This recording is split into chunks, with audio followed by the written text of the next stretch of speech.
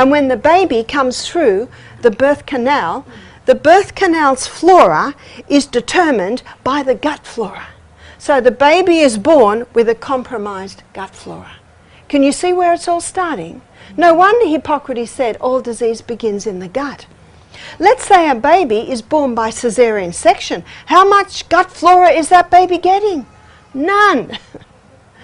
I was talking to some midwives and they were surprised to hear me say that if a baby is born by caesarean section, then every morning the mother should paint a little Lactobacillus acidophilus powder on her nipple. So the baby's getting a dose of that. Now, by the way, breast milk certainly will also put in some good gut flora. But can you see if the mother's gut flora is compromised, even her breast milk flora will be compromised.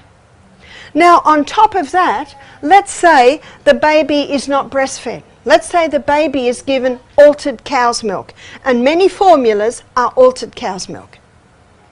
And because they're dried powders, they really don't have that gut flora. And because they've been interfered with so much, and by the way, homogenize and pasteurize kills off any flora that may be in that milk.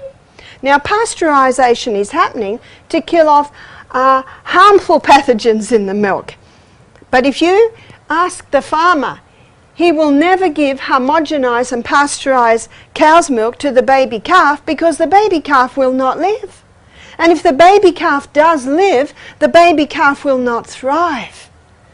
And yet many babies are being fed these compromised cow's milks, compromised, altered, because they've been altered, granted to kill off the harmful bacteria. But I have a friend who owns an organic dairy farm. And you go into his organic dairy, there is no smell. No smell, because he keeps it very clean.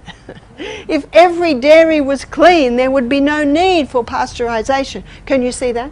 But my daughter in America, she was living opposite a dairy.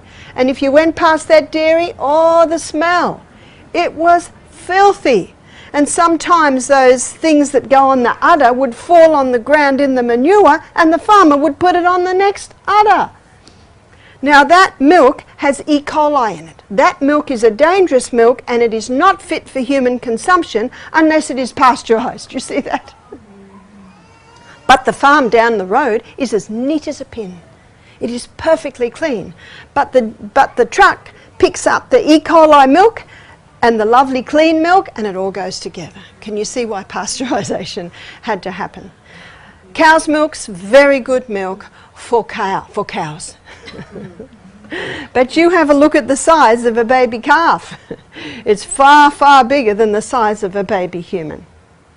The milk that is closest to human milk